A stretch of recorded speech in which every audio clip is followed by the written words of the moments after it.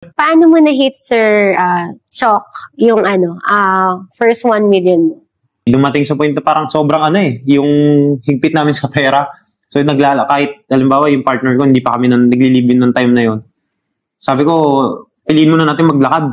Maglakad araw-araw as hindi talaga kami gumagastos. Yung mga pagkain namin daily is pumupunta pa kami ng Balintawak para yung 500 pesos mapagkasya namin ng 2 weeks. Kasi Grabe. mas mura yung pagkain. Parang sobrang higpit talaga. Sabi na namin, sanay naman tayo sa hirap huwag na tayo gumastos. Paikot lang kami ng paikot. Tapos nagdagdag kami ng unti-unting tao. Then hanggang sa na-hit namin yung first million nung 3rd month namin nung ginagawa nung time. 3rd month lang? Ang bilis. Then along the way, nag-aaral din ng business. So noong time doon kayo nag-invest? Ayun ang pinaka-investment namin. Doon talaga kami naggumastos. Ang lakas namin sa mga course. Doon din kami nakakuha ng mga network para sa mga supplier. Doon din kami nakakuha ng mga strategies, sa mga Kaya siguro ganoon na lang din kabilis namin na yung growth na nakuha namin. And then, paikot lang ng kapital. Yung tubo, inilalagay lang din sa kapital. Tapos paikot lang siya, roll lang siya ng roll. And nabanggit mo kanina na parang dun sa mga trainings, dun ka rin nakakamit ng mga nakakatulong sa inyo as suppliers. Lahat ba nung na-meet nyo nakatulong talaga or meron ding mga hindi? Marami ring mga hindi. May na-scam ka rin ba? Madalas, mga scam. Dumarating din sa point na scam kami.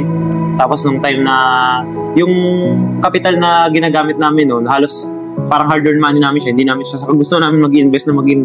Ginawa din namin siya. Nagkaroon kami ng maling tao na nalapitan. Dumating din sa point na parang nag-overscale din kami kasi alam namin may pera kami. Dumating din sa point na parang sa gusto namin mag-invest, nag-fail yung business. Tapos dumating parang ang dami rin naging Pero good ang hindi ko lang pinagsisihan doon. Dahil naman doon sa failure na yun, syempre along the way, mas natututo kami. Correct. So sabi natin, grabe din yung mga learnings. So, nung time na nag-i-invest kami sa mga labas-labas, doon lang din mas lumaki lalo yung pangarap namin. Kasi nakaka-connect ka sa yung mga parang mga gusto mong maging. Gusto namin talagang maging. Sabi namin, may mga tao palang ganito. May mga tao pala talagang kumikita ng ganito kalaki. May mga tao pala talagang bilyonaryo na ganito kalaki. Tapos may mga bata pa sa amin, mas na-inspire kami kasi may mga mas bata pa sa amin na mas magagaling talaga sa amin. So, ibig sabihin, yung mga failures mo, kumbaga, naging lesson in life mo yun. Yeah. And then, dun ka nakabangon. Then, sa mga failures na yun. Yes. Kasi along the way na yun, kung ano yung bilis ng pagkaangat namin, yun din talaga yung bilis ng pagkabagsak namin. Sobrang taas ng bulusok ng career namin, parehas nung partner ko na yun. Halos umabot din kami ng 30 to 40 na tao na hinahandle namin. Dami. Halos, wala rin kaming alam sa business management. So, parang yung dumating sa point na parang yung warehouse namin parang bahay lang ni kuya. May mga na-e-evict. Kasi wala kaming alam from entrepreneurship Ang alam lang namin, magdagdag ng tao. Dumar na dadagdag ng tao. Malaki ang negosyo. So parang yun yung nangyari sa inyo. Parang, okay, sige, para lumaki yung kita natin, dagdag tayo ng tao. Pero hindi mo na mamalayan, kinakain na pala yung ng expenses yung negosyo mo. Yes, tapos may mga nagnanakaw na ng stocks. Kasi wala naman kaming alam sa business management talaga. So parang from scratch kami. Kung ano lang alam namin, ay nang ginagawa namin. So dumating sa point na ang dami namin tao, hindi na namin sila na ma-manage ng maayos. Anong ginawa mo nun nung nangyari yung mga ganong bagay? Yun yung naging part na nagkasunod-sunod din yung failures namin. Na-scam kami, naipitan kami ng mga payouts na hindi na-release. Tapos dumating sa point na... So parang sumali ka rin sa mga investments? Mga investment, yan, yung mga investment na yan. Tapos dumating sa point na nagkaroon kami ng mga inggiterong kapitbahay. So nagpalipat-lipat kami ng warehouse. So sobrang daming failures na to the point na bumagsak din kami. Kung ano yung bilis ng karir namin, yun din yung bilis ng pagkabagsak ng karir din namin. Dahil sa pagiging aggressive. Ano ginawa nyo para malagpasan nyo yung failures nyo? Ang pinaka one of breaking point din kasi ng karir ko noon, even yung partner ko.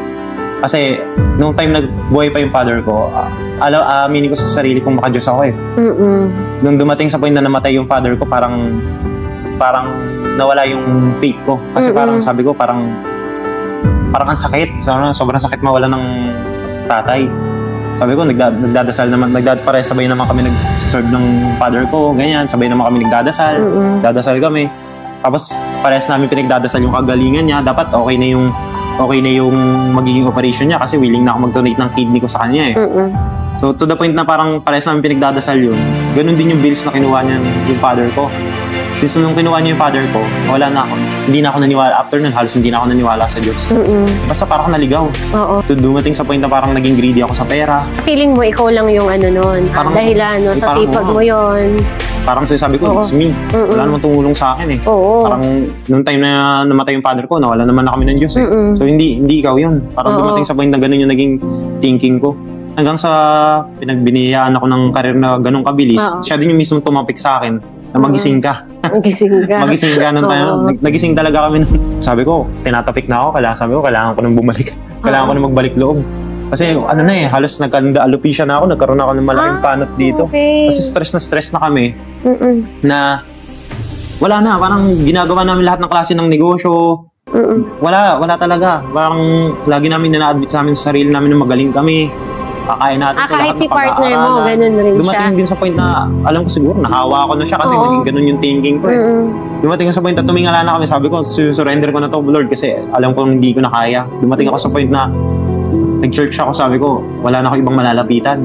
Tapos, wala na, as in, wala na yung business namin. Yung kinikita namin, halos nag-back to zero kami, yung mga napundar namin gamit. Nawala lahat, binibenta namin ng palugi. Ayun, dumating sa point na tinapik na ako ng Diyos, nasabi, na walang permanente sa mundo eh. Halos nung una kong church doon, nag-church ako sa Christian, I think sa Trinoma. Even yung last money namin, hindi namin alam kung maglalakad kami para makaserve lang kasi sanay na kami sa Grab. Halos hindi na kami nagko-commute nung time na yun. Tapos parang nasanay na kayo. Sanay na katawan namin pero nung nag-commute kami parang halos maiyak-iyak na kami dalawa. Sabi namin parang ang tagal natin hindi nakapag-commute. Yung last money namin, sinagana namin na pang-serve yun. Sabi ko, Lord, parang sabi namin, dadasal kami pareho. Sabi nag-worship kami, parehas kami umiiyak. Sabi namin, hindi na namin alam ang gagawin namin. Sobrang nakalimutan namin siya. Halos siya na yung gumawa ng way na parang mangilala kami. And then doon na nag-start nung nakilala mo na ulit siya. Yes, doon kami start na naka-bounce back. Oo, kasi si God nagbibigay ng ng mga knowledge, wisdom, pero yun nga, yung wisdom pag nawala, wala hindi mo may execute kahit na matalino ka, kahit na anong galing mo, pag hindi mo kayang i-execute, hindi mo kayang magsimula, wala. May 100 pesos akong cash noon. Parang may nagbiro lang na yung nagbibiro kasi parang tithes and offering. Noong time na yun, parang fresh Christian pa lang kami noong time na yun. 100 pesos. 100 pesos na lang. 100 pesos. Parang sabi niya, parang tatay mas 100 yan ni God pag parang pag naniwala ka, it's not about the amount. It's about nung nanggagaling sa puso mo yung bibigay mo. So parang nagbiro ako sa partner ko nun, yung 100 pesos na yun. Baka mamaya, pautangin tayo ni Lord ng 100,000. Pabalihin tayo. Parang nagbiruan lang kami ng time na yun. Yung 100 pesos, ibigay mo na. Pinang-tights mo pa? Pinang-tights pa namin nung time na yun. Blessing in disguise. Few days ago, in-approve kami ng credit card. Pinapautang kami ng 120,000 pesos. Yun na yung parang sabi ko, talon ako ng talon. Sabi ko, magkakaroon na tayo ng kapital. Sabi ko, grabe, parang, doon ako. Kasi pwede ka dong mag-ads using that credit card. Ayun yung kagandahan kasi sa yung 100,000 yun, pang-ads lang talaga. Time na yun, may propose na supplier na baka gusto daw namin magbenta ng product nila, ng bedsheets. Ayun na yung dumating tong bedsheets na to. Nung time na yun, sabi ko, wala naman akong pamuhunan kasi nga, wala talaga eh. Wala akong pamuhunan pero willing ako magbenta niya. So, ibig sabihin na ibalik niyo ulit yung sigla ng negosyo niyo? Naibilig na, yun yung pinaka naging breaking point namin.